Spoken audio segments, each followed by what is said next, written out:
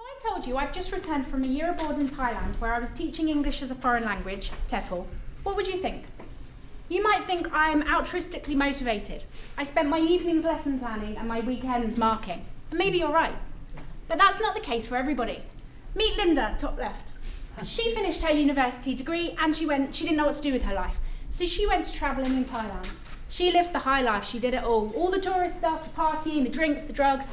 Quickly ran out of money though. So she got a job as a TEFL teacher.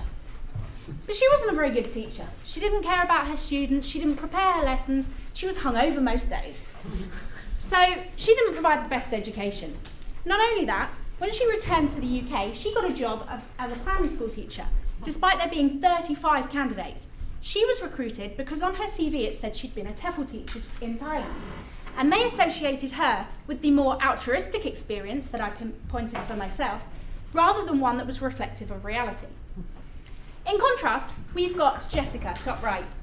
Jessica went to Thailand and she worked really, really hard. She got really great feedback from everybody and she thought she was doing a fantastic job. So when she came back to the UK, she enrolled on a PGCE course. But she was in for a shock. All of a sudden, she was subjected to Ofsted, lesson plans, differentiation, plenaries, admin. She'd never experienced any of these things before. So she wasn't very well prepared. On top of that, her lecturers had really high, unrealistically high expectations of her based on their perceptions of the TEFL teacher experience. Then we have John. John went to Thailand to looking for love 10 years ago. He found it, he's now happily married and working as a TEFL teacher. But we could argue John's not the best person for the job because he's underqualified. He has no degree, he has no teaching qualifications, he doesn't even have a qualification in English. So why have I told you this?